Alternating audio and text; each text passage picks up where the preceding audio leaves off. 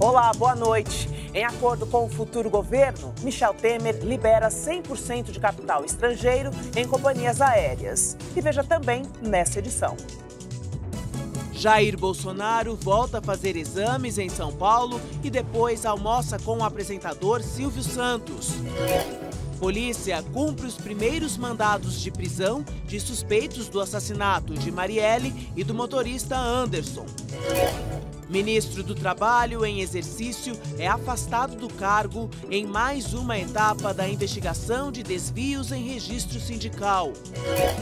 Escola incentiva alunos a se tornarem escritores e fecha o ano com tarde de autógrafos. Ver de uma forma organizada todo esse trabalho, é lindo! Os 50 anos do Ato Institucional número 5, que fechou o Congresso, impôs a censura e retirou direitos. Cada vez mais interessadas na carreira, mulheres deixam a maternidade em segundo plano. A mulher nasceu para ser mãe? Não é verdade. A gente é treinada para ser mãe. Nova campanha da TV Cultura com linguagem de sinais defende um mundo mais inclusivo. E participam hoje da bancada a advogada Luísa Najib Eluf e o consultor político Gaudêncio Torquato. E você pode mandar perguntas e fazer comentários pelo Twitter na hashtag Jornal da Cultura. Os nossos comentaristas vão aguardar um pouco e o pessoal de casa também, porque a seguir nós vamos mostrar os 50 anos do Ato Institucional número 5 e a medida provisória que autoriza a injeção de capital 100% estrangeiro em empresas aéreas brasileiras. Aguarde que nós voltamos já já.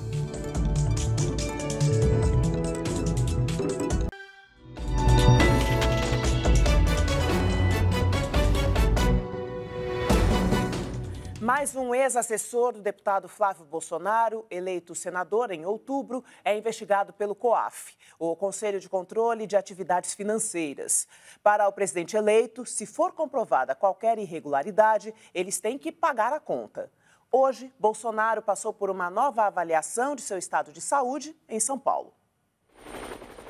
A reavaliação médica no Hospital Albert Einstein, em São Paulo, durou cerca de 1 hora. Os médicos disseram que o estado de saúde de Jair Bolsonaro é excelente.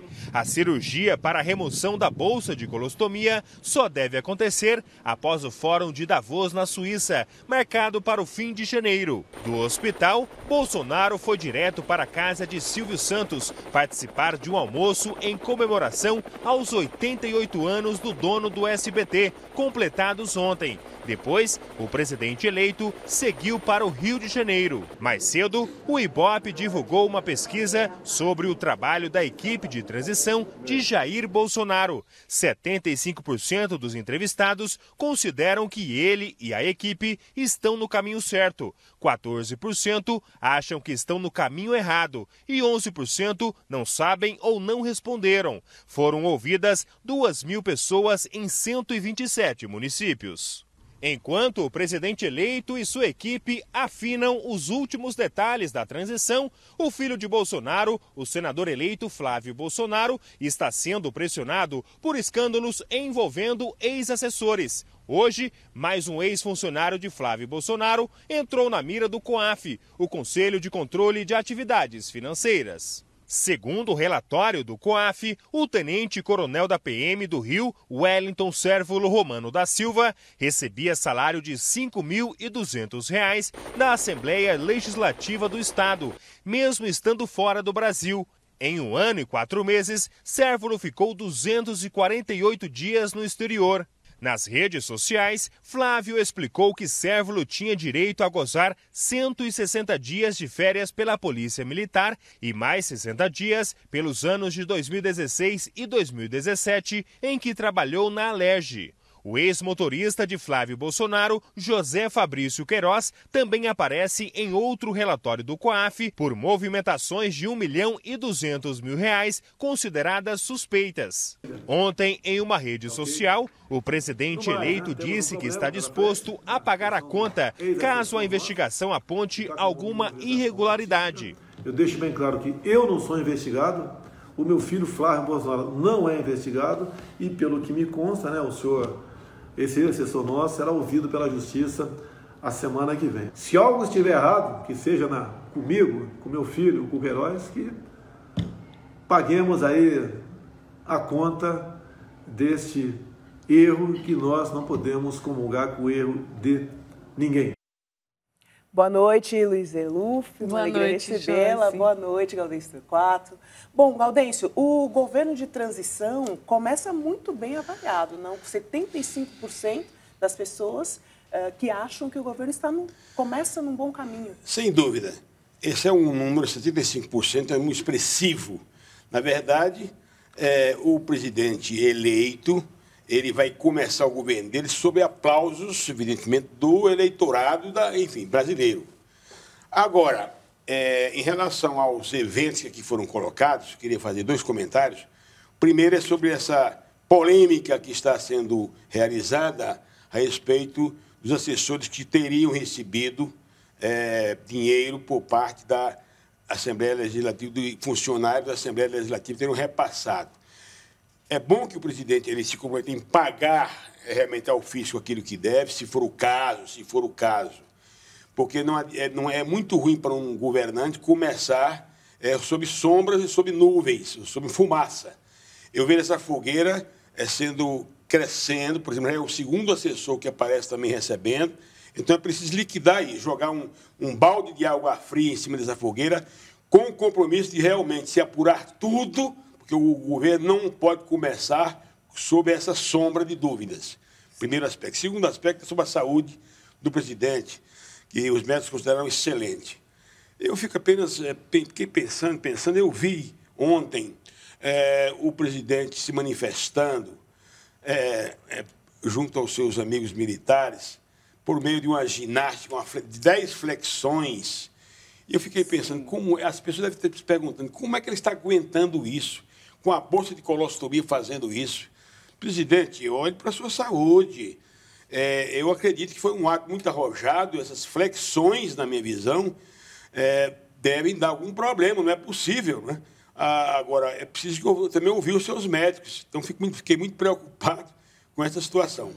Enfim, desejo ao presidente recuperação, boa recuperação, e a operação já foi marcada para o final de janeiro, depois de Davos. Muito bem, então vamos esperar que o governo liquide todos esses problemas que estão ocorrendo agora, a partir de sua saúde e a partir, portanto, dessa dúvida que paira sobre o governo. Porque o governo começa muito bem avaliado, mas, por outro lado, tem que se explicar também. Começa dando explicações, né, dessas suspeitas. A avaliação boa é a esperança do povo. Eu vejo que os brasileiros e brasileiras estão pondo muita fé nesse novo governo, é uma virada, uma nova política que está entrando na presidência da República.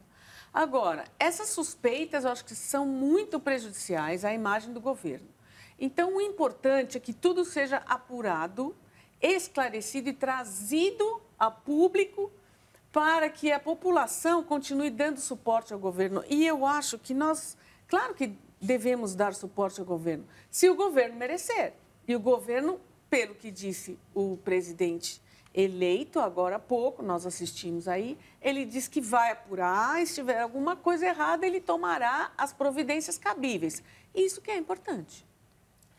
O dom da mulher de ser mãe é bastante questionado hoje. A taxa de fecundidade vem caindo e muitas adiam a maternidade por causa da carreira profissional.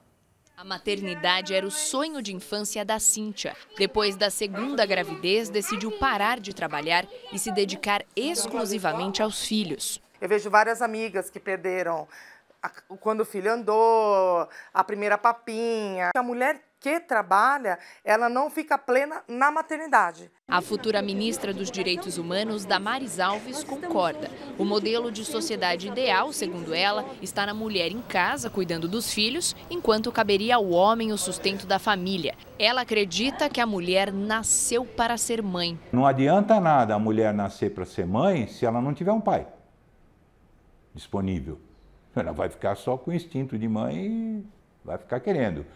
E vice-versa. Há uma seleção mútua, a natureza fez isso. Desde os anos 1960, quando a primeira pílula anticoncepcional chegou ao mercado, a mulher passou a optar por ter ou não filhos e pela idade de reprodução, elas também estão mais presentes no mercado de trabalho e com uma expectativa de vida maior. Somados, esses elementos mudaram o cenário. As brasileiras estão tendo menos filhos e se engravidam é cada vez mais tarde. Uma pesquisa do Ministério da Saúde mostra que a taxa de fecundidade hoje é de 2,1 filhos por mulher e 1/3 delas só se torna mãe depois dos 30 anos. A gente é treinada para ser mãe, desde as brincadeiras infantis, brincar de bonequinha, etc e tal, até quando nasce uma criança a gente tem que aprender a segurar direitinho para não deixar cair. E culturalmente, socialmente, hoje em dia, a mulher se realiza desempenhando vários papéis e não só a maternidade.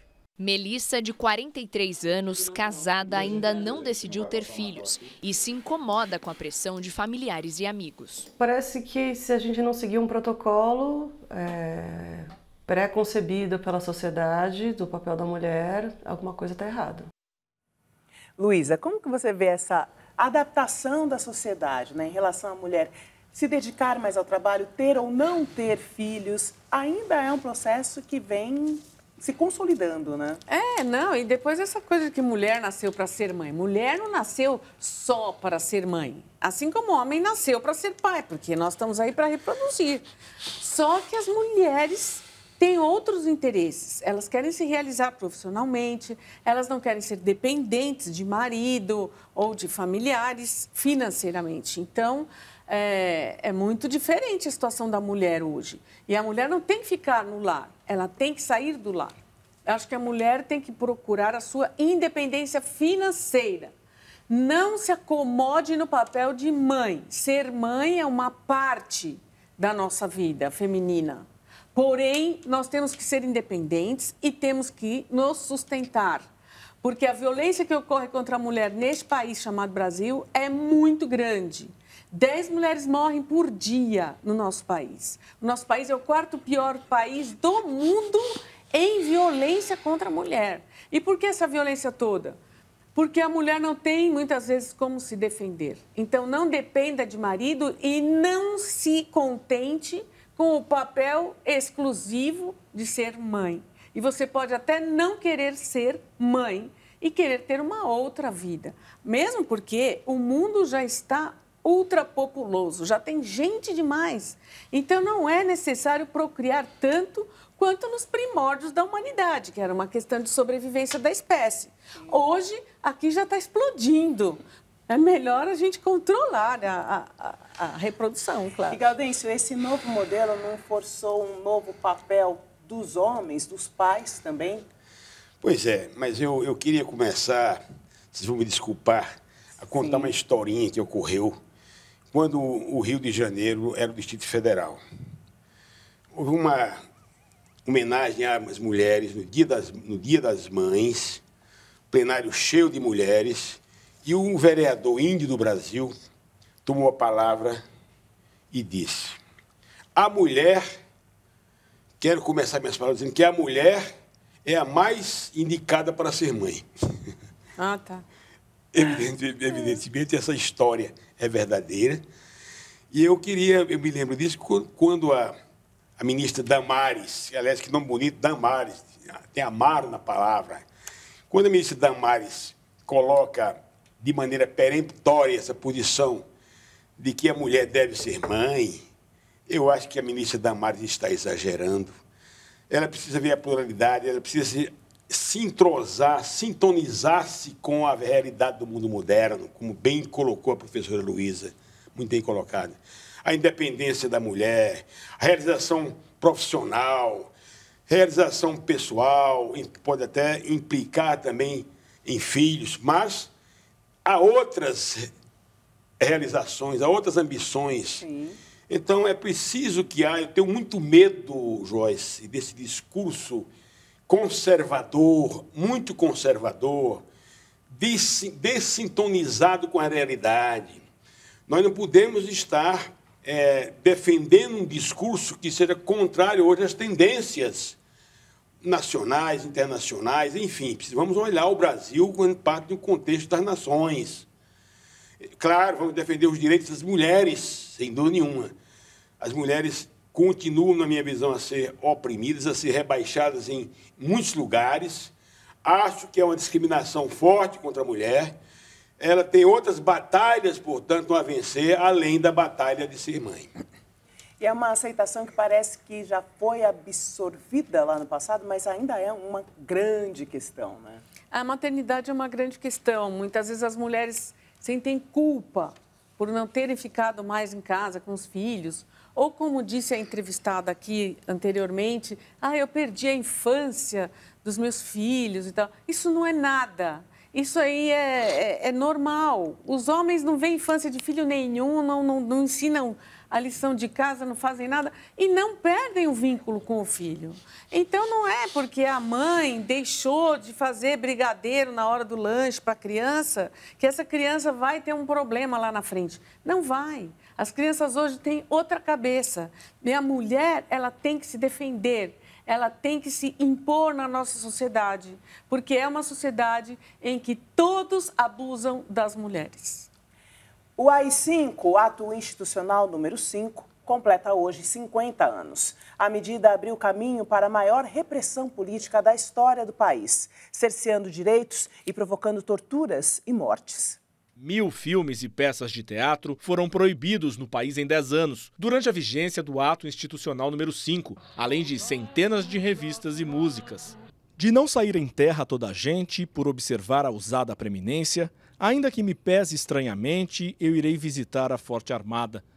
Entre agosto de 1972 e janeiro de 75, versos de Os Lusíadas, a obra mais famosa do poeta português Luís de Camões, estamparam mais de 1000 páginas do jornal Estado de São Paulo. Era uma forma do jornal mostrar aos leitores que um material tinha sido censurado. A censura foi um dos pilares do ato decretado na sexta-feira, 13 de dezembro de 68. Ele subordinava os poderes legislativo e judiciário ao então presidente Marechal Costa e Silva, o segundo do regime militar, e suspendia garantias constitucionais. Eles afirmavam a diminuição da dignidade da pessoa humana, eles afirmavam a diminuição da liberdade, a possibilidade de interferência direta na vida das pessoas, indo às suas casas, invadindo as suas casas, com mandados de busca e apreensão, que não necessitavam suporte judicial. O AI-5 foi o ponto máximo do arbítrio contra os protestos e críticas de políticos, artistas, intelectuais e estudantes.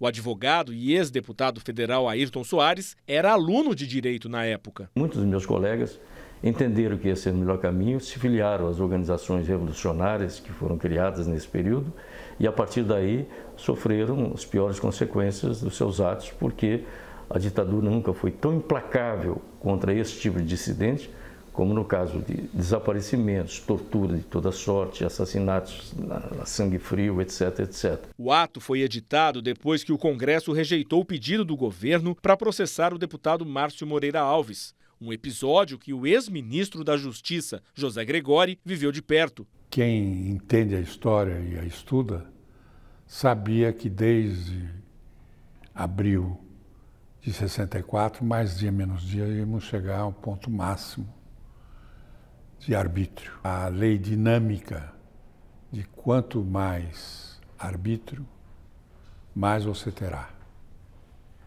O que consola é que também, quanto mais democracia você terá.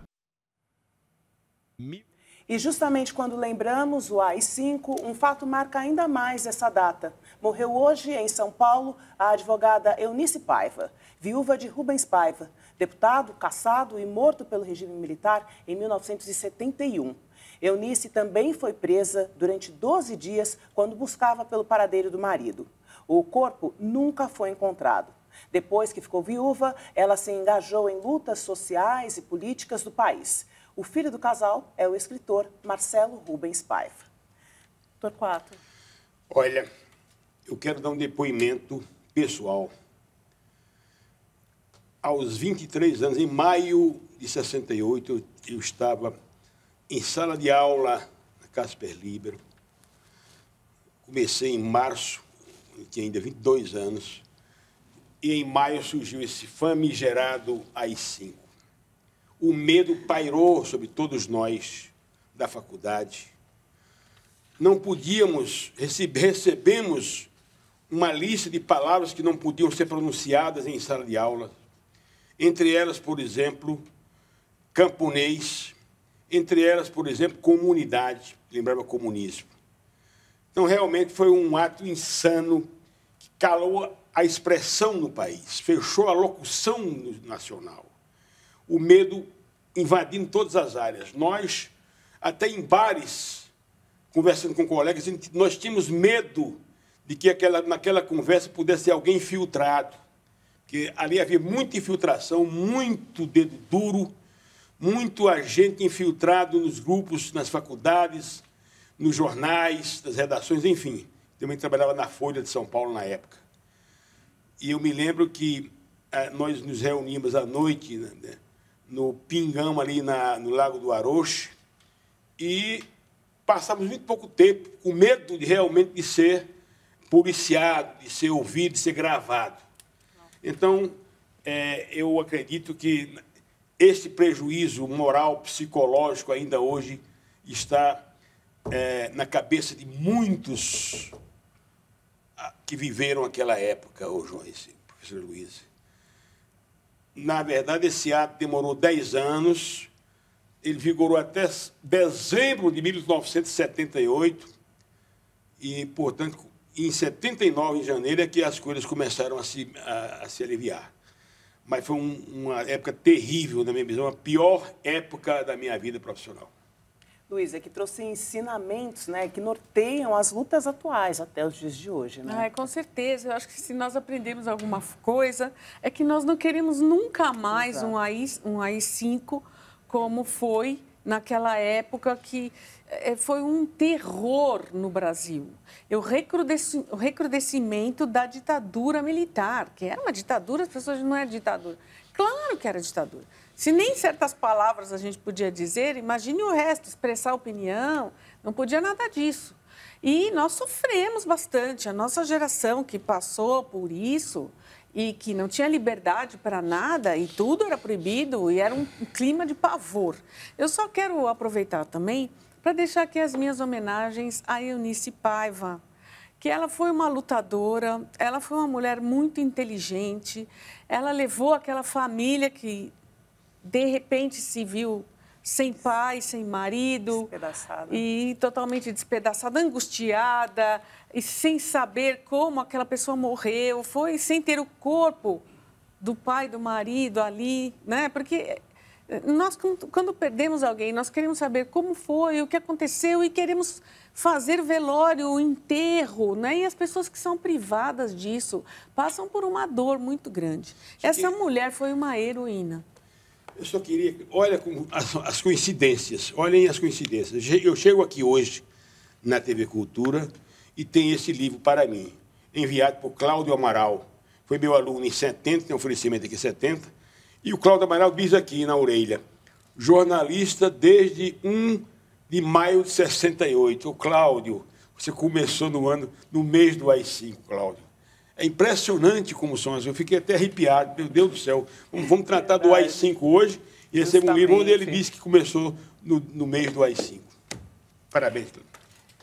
A polícia cumpriu mandados de prisão e de busca e apreensão ligados ao caso da vereadora Marielle Franco em Minas Gerais e no Rio de Janeiro. Em Angra dos Reis, uma equipe da Divisão de Homicídios foi recebida a tiros em uma comunidade e teve que pedir reforço para deixar o local. Um policial ficou ferido. Um dos alvos das operações é um especialista em clonagem de veículos. A suspeita é de que ele tenha clonado o carro utilizado no assassinato da vereadora Marielle Franco e do motorista Anderson Gomes, que vai completar 9 meses amanhã, ainda sem solução. A Justiça de Goiás ainda não decidiu sobre o pedido de prisão preventiva do médium João de Deus, feito ontem pelo Ministério Público. A força-tarefa que apura as acusações de abuso sexual já recebeu 330 denúncias. Hoje, João de Deus não apareceu na casa Dom Inácio de Loyola, em Abadiânia. Ele estaria numa fazenda em Anápolis, se recuperando de uma crise de pressão alta. A defesa diz que o médium é inocente. Pela manhã, voluntários e moradores de Abadiânia fizeram uma caminhada pela cidade com cartazes em apoio a João de Deus. Luísa, Gaudêncio, são dois casos assustadores, horríveis que acabamos de ver. Luísa, no caso do João de Deus, o que você acha que impede mais uma mulher de fazer uma denúncia, né, de guardar uma agressão como essa durante décadas, com denúncias que não param de subir, né? 330 mulheres. E cada dia mais mulheres estão levando ao conhecimento da justiça que também sofreram o mesmo tipo de abuso. Então, ninguém é culpado antes de ser condenado pela justiça. Porém, diante do volume das denúncias, nós somos levados a acreditar que essa grande quantidade de mulheres está dizendo a verdade. Agora, por que demoraram tanto? Por que aceitaram caladas? É isso que a gente tem que pensar a respeito das mulheres no nosso país. Então, a meu ver, elas se sentem tão sem poder, sem credibilidade, sem apoio, que elas não denunciam, mesmo quando elas sabem que são vítimas. E aí precisou vir uma americana, que talvez se sinta mais empoderada. Eu vi uma entrevista de uma americana lá, relatando que sofreu abuso tal, quando foi consultar com o João de Deus. Agora, a primeira falou, as outras vão criar coragem. E eu acho que nós temos que apurar, e eu só posso lamentar que mais essa desgraça tenha se abatido sobre o Brasil. Olha, eu fico assustado com o número de mulheres. Se fosse 2, 3, podíamos até realmente colocar uma capa de desconfiança nesses depoimentos. Mas 300 mulheres. E as histórias batem uma com a outra. São histórias assemelhadas, muito parecidas. Então, como a professora Luísa colocou, ninguém é culpado antes de realmente a justiça chegar ao seu veredito. Mas, nesse caso, eu estou vendo aí a urgente necessidade do Ministério Público, da Polícia, da Justiça, agirem, afinal de contas, há um acervo aí a ser considerado, de 300 mulheres. Agora, eu acredito que as mulheres temeram não dar depoimento em função da posição quase divina, vamos dizer assim, né, assumida pelo João de Deus. Então, uma pessoa que entra em transe, que entra em contato com os espíritos, então, de repente, passa a ser respeitada, curando. Tem casos de cura, realmente. Há relatos de cura, e devemos acreditar nesses relatos de cura. Então, as pessoas ainda o veem como um milagreiro. Então, as mulheres, na minha visão, não sentiram-se encorajadas para fazer essa denúncia. A partir da primeira, então, o novelo foi começando a ser desenrolado. Exatamente. A equipe de transição do futuro governo Bolsonaro divulgou uma lista com propostas para aumentar a arrecadação federal. Uma das medidas é a cobrança de mensalidade de alunos de universidades públicas. A expectativa é arrecadar 4 bilhões de reais até 2022. Tiago mora em São Paulo e foi aprovado numa Universidade Federal do Paraná. Foi estudar lá, mas há um ano teve que voltar por conta das dificuldades em arcar com despesas. Ele defende que a possível cobrança em instituições públicas ajude a ampliar as bolsas de estudo. O foco dessa cobrança deveria ser voltar todo o dinheiro arrecadado para o aluno que seja necessitado na faculdade, como bolsa de auxílio, bolsa alimentação, bolsa moradia. A cobrança de mensalidade nas universidades públicas está na lista de propostas apresentadas pela equipe de transição do futuro governo. A ideia é cobrar uma mensalidade máxima de R$ 1.168, valor médio pago por alunos do Fundo de Financiamento Estudantil, o FIES. Estudantes com renda familiar de até R$ 1.400 teriam isenção. Acima desse valor, a cobrança seria proporcional, variando entre 50% e 100%. Com isso, o governo espera arrecadar 4 bilhões de reais até 2022. Para fazer o cálculo das mensalidades, o Ministério da Fazenda usou dados do IBGE. Segundo o Instituto, mais de 35% dos alunos matriculados em universidades públicas têm renda familiar superior a 5 salários mínimos, cerca de R$ 4.800. Eu acho injusto que gente que possa pagar por educação tenha educação financiada para as pessoas que não podem estar aqui. Você tira o caráter público da universidade, torna um lugar ainda mais elitista, colocando pessoas que só podem pagar o valor que seria cobrado aqui dentro. Este economista é a favor do pagamento de mensalidade em instituições públicas. Para ele, mesmo com o avanço nas políticas de cotas, o sistema atual favorece quem tem mais dinheiro.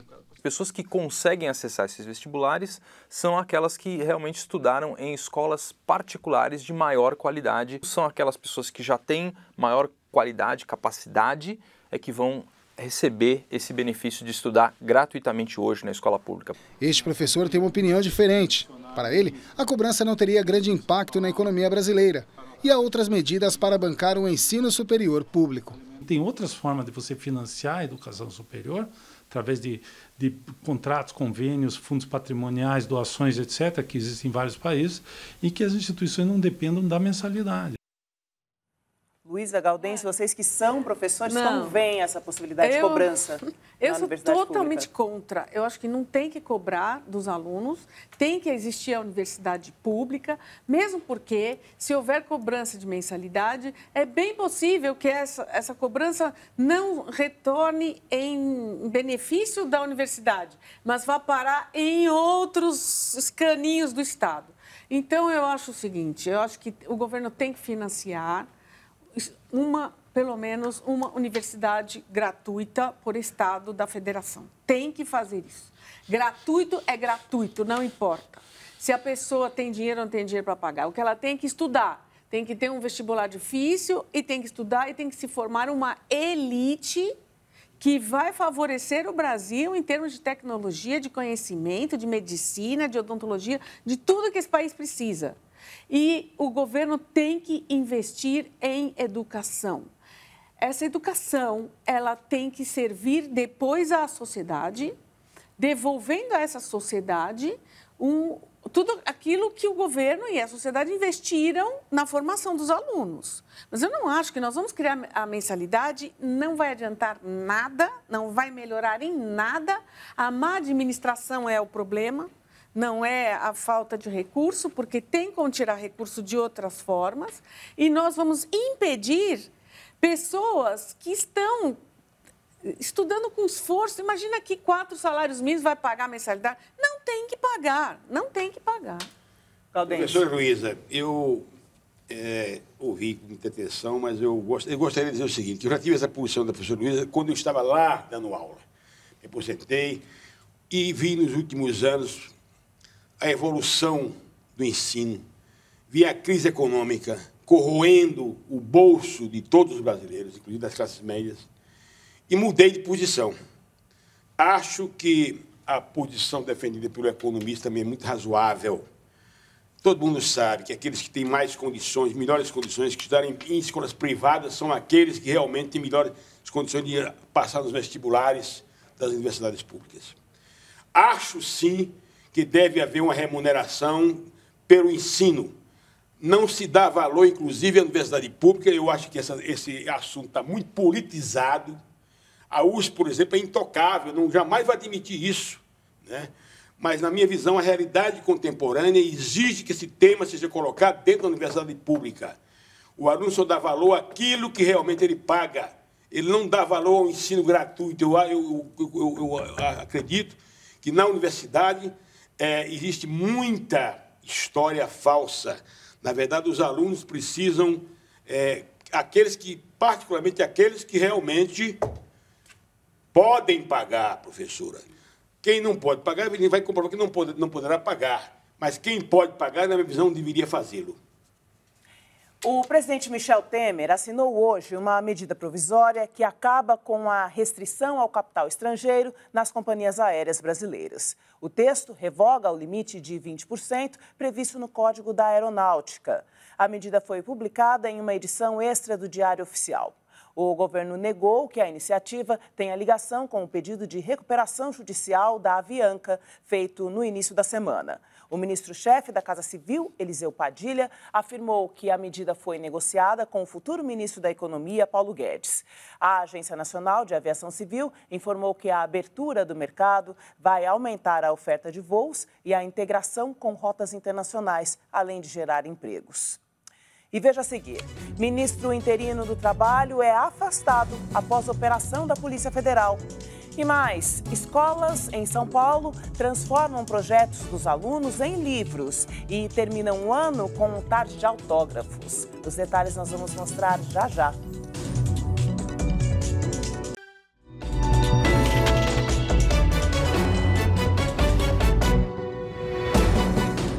Além de formar leitores, uma escola faz com que os alunos sejam também autores, registrando em livros o que eles estudaram durante o ano.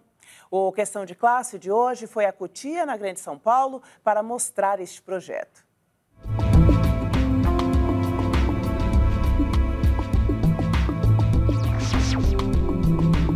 Agora, minha gente, uma história eu vou contar. Eles têm entre 2 e 3 anos. Ainda não são alfabetizados. Mas quem disse que essa criançada não lê? Aí, pegunga! A história é contada através das imagens e é assim que a leitura acontece, cheia de criatividade. O que a abelha está fazendo? A abelha tá voando. Pum, pum, pum, pum.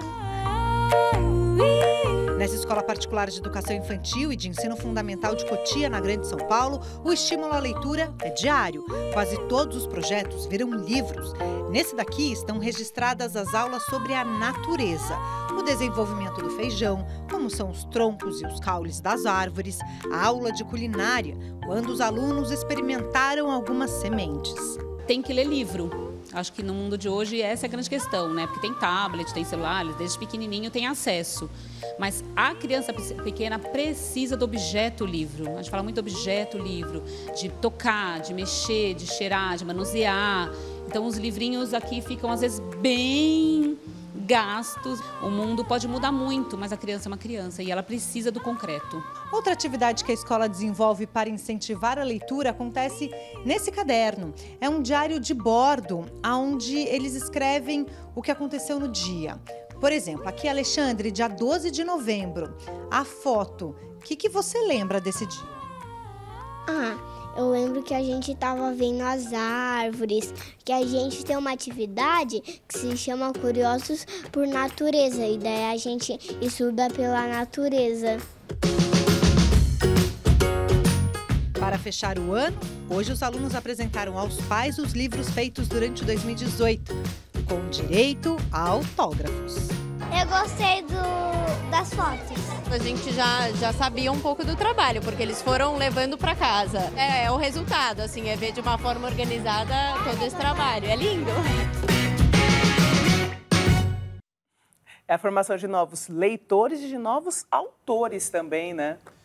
Escola de autores. Eu estou vendo aí essa geração aí, daqui a 20 e poucos anos, autores famosos. É assim que se coloca a criança na vida, na inserção, inserir a criança totalmente no dia a dia do seu cotidiano. Protagonismo ativo, portanto, não apenas assistir a aula, tal, mas utilizar o conhecimento que tem, né, para poder retribuir esse conhecimento em forma de livro. Eu acho uma beleza que esse exemplo da Escola Tangará se espalhe por todo o país. Não tem outra maneira, né? Tem que incentivar, tem que repetir, tem que levá-los a fazer, né? Com certeza. E a melhor forma de aprender é lendo. Ler é fundamental. Então, não adianta dizer que eu vou aprender assistindo televisão, vou aprender com tablet. Sim, sempre se aprende também, mas a melhor ideia é ler livros, lógico. E nós estamos pedindo aos nossos comentaristas que indiquem livros como sugestão de presente de Natal. Então, vamos agora para o Estante JC. Qual é a sua dica, Gaudêncio? A minha dica é um livro do escritor israelense Yuval Noah Harari. Ele escreveu 3 livros, uma trilogia, e o último ele escreveu Homo Sapiens, em seguida ele escreveu Homo Deus, e o último, essas 21 lições para o século XXI. Neste livro, 21 lições para o século XXI, ele trabalha com os grandes temas da atualidade, ele questiona o nosso presente. Será que nós estamos compreendendo a realidade que nos cerca? Ele faz uma equação muito interessante do encontro da inteligência artificial com as novas tecnologias, achando que isso, inclusive, vai estar criando problemas até para os sistemas políticos. Por exemplo, as fake news, ele trabalha com esse conceito das fake news, a verdade no mundo moderno. Enfim, é um livro de atualidade, é um professor que sabe mexer com ciências naturais, paleontologia, sociologia, antropologia, enfim, é um polivalente como a professora Luísa. E a sua dica? A minha dica é A Casa das Sete Mulheres. É um livro da Letícia Verkovsky, que fala da Guerra dos Farrapos e conta muito a história do Rio Grande do Sul, Santa Catarina, aquela guerra interminável e o sofrimento das mulheres. O foco realmente são as mulheres e eu acho muito interessante, já foi até objeto de uma novela ou minissérie aí da televisão, mas eu acho que vale muito a pena ler, porque é de muita sensibilidade humanística tudo que se conta nessa história diante de uma guerra que poucos brasileiros conhecem bem. Ótimas dicas. O ministro do Trabalho em exercício, Ricardo Leite, foi suspenso do cargo. Ele é um dos alvos da nova fase da Operação Registro Espúrio, que investiga fraudes e desvios na pasta. Ricardo Leite, que é consultor jurídico do Ministério do Trabalho, ocupava interinamente o comando da pasta, já que o titular, Caio Vieira de Mello, está fora do país.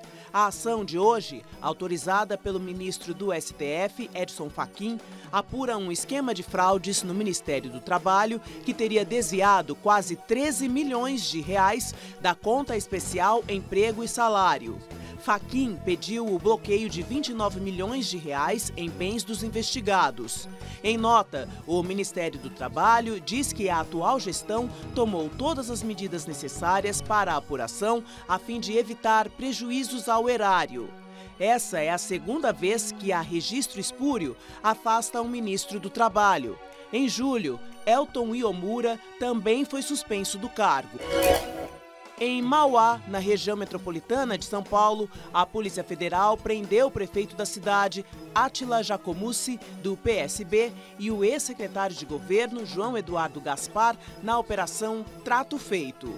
Os dois são acusados de cobrar propina de fornecedores da prefeitura. Segundo as investigações, Átila comandou o esquema de corrupção mesmo após ter sido preso em maio deste ano por fraudes em contratos para merenda e uniforme escolar.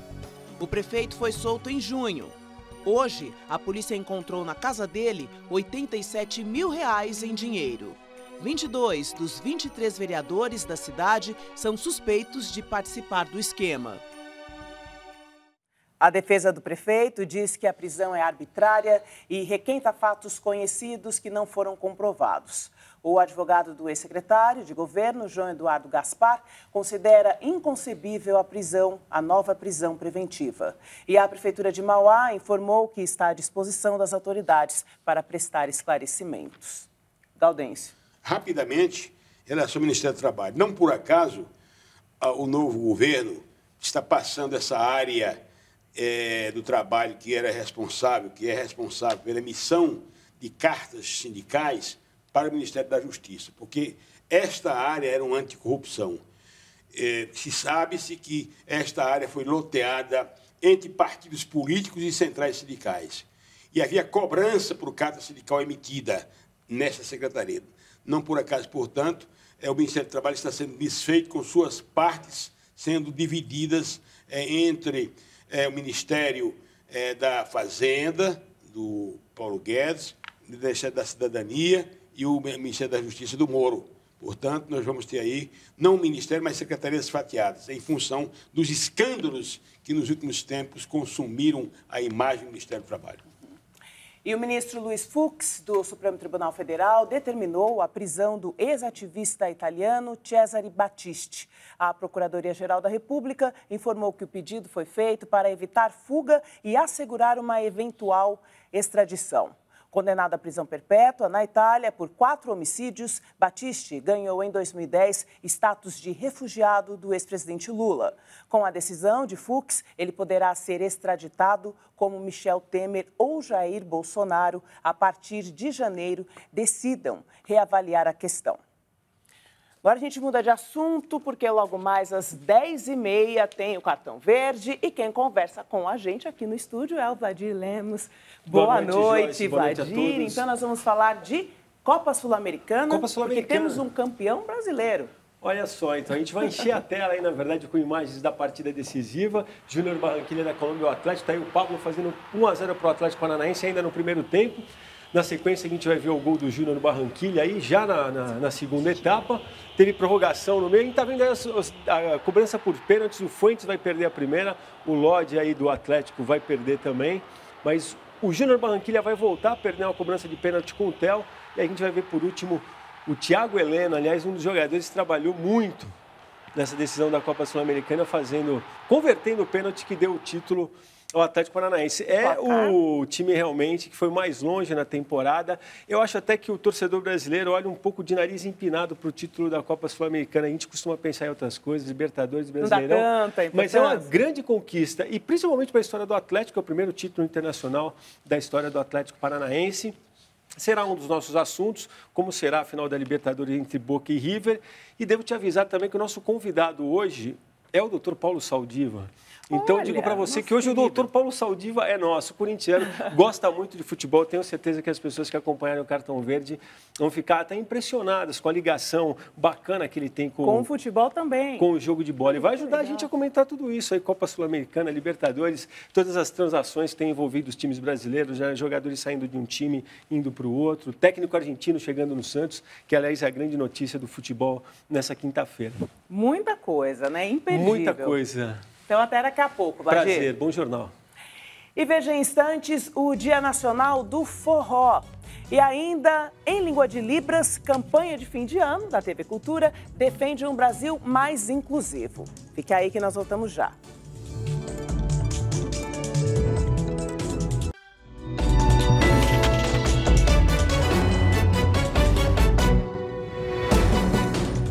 A língua de sinais se tornou parte dos meios de informação, como a TV. Uma iniciativa para atender a 10 milhões de surdos aqui no Brasil. E a TV Cultura sempre esteve engajada nessa busca pela inclusão. A baiana Patrícia Teixeira nasceu surda. Veio para São Paulo, onde aprendeu a língua brasileira de sinais, também conhecida como Libras, e ganhou ferramentas para se expressar. Mesmo assim, Patrícia conta que enfrentou uma barreira muito grande para entrar no mercado de trabalho pela dificuldade na comunicação.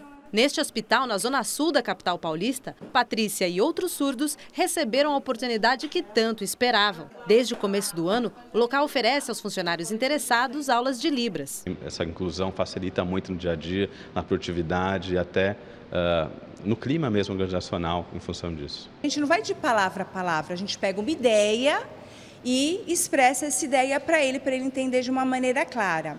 Então, talvez o mais difícil não seja nem aprender os sinais, mas talvez a estrutura da língua, como que o surdo pensa. A língua de sinais chegou ao Brasil em 1857, quando então o imperador Dom Pedro II buscou um especialista na França, berço do idioma, e fundou a primeira escola para crianças surdas no país.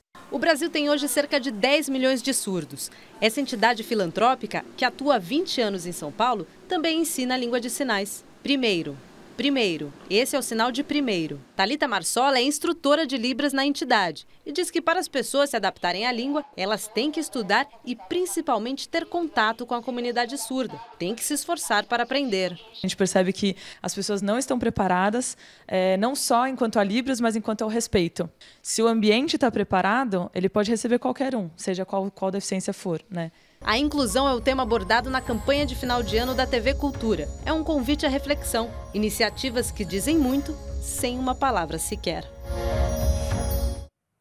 Temos que nos adaptar cada vez mais, né? Mais e mais. E agora vamos para o telão ler algumas mensagens enviadas na hashtag Jornal da Cultura. Primeiro é o Cacto, que diz: antes desses aplicativos, eu nunca tinha feito uma corrida. Não, esse não está correto. Eu vou ler aqui no meu tablet. Precisamos aumentar a inclusão de jovens negros, indígenas e periféricos na universidade pública e não cobrar mensalidade, excluindo ainda mais os pobres. Depois o João Coura, que diz: quando colocamos uma pessoa no pedestal e vangloriando os seus feitos além da conta, damos um poder a ele imenso e assim suscetível a cometer crimes. E agora sim, aqui no telão, tem a Sandra Camilo, que diz: a mulher nasceu para ser o que ela quiser. A realização pessoal está ligada à liberdade de escolha.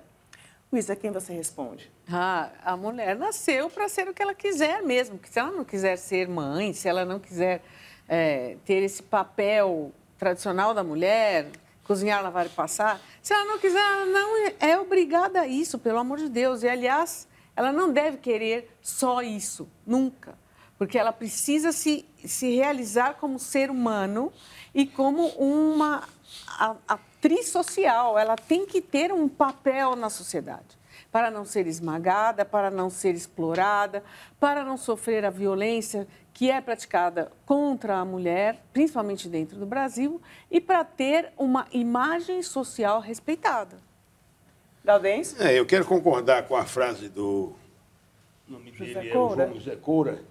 Quando colocamos uma pessoa no pedestal, nós, de alguma forma, estamos passando para ele um certo poder, e aí essa pessoa tem, até se acha no dever, ou, digamos, se acha em condição de cometer crimes e assim por diante. Eu sempre digo o seguinte, que o pedestal da fama está ao milímetro do pedestal da lama. É o que nós acabamos de ver com o caso do nosso médium João de Deus. E você imagina, João de Deus, como será o sobrenome dele, se for tudo comprovado, vai ser ainda de Deus? Preciso considerar essa realidade. Cuidado com o poder que nós damos às pessoas, nós atribuímos às pessoas no chamado estado de espetáculo. Cuidado. Luísa, Eluf, Gaudêncio Torquato, muito obrigada pela participação. Boa noite para vocês. E hoje é celebrado o Dia Nacional do Forró, uma homenagem ao sanfoneiro Luiz Gonzaga. E nós terminamos esta edição com uma homenagem ao ritmo nordestino que surgiu nos anos de 1940 e é tocado basicamente com a sanfona, triângulo e zabumba. Inscreva-se no nosso canal no YouTube para ser notificado sobre tudo o que acontece no jornalismo da cultura. Anote aí, youtube.com/jornalismo TV Cultura. Muito obrigada pela sua companhia. A gente se vê aqui amanhã. Até lá. Gabriela, nunca vi coisa tão boa, foi na base da chinela. Eu fui dançar no baile na casa da Gabriela, nunca vi coisa tão boa, foi na base da... Se um dia alguém mandou ser o que sou e o que gosta, não sei quem sou e vou mudar. Chora sanfoninha, chora, minha dor. Minha sanfoninha, me gastando chorando.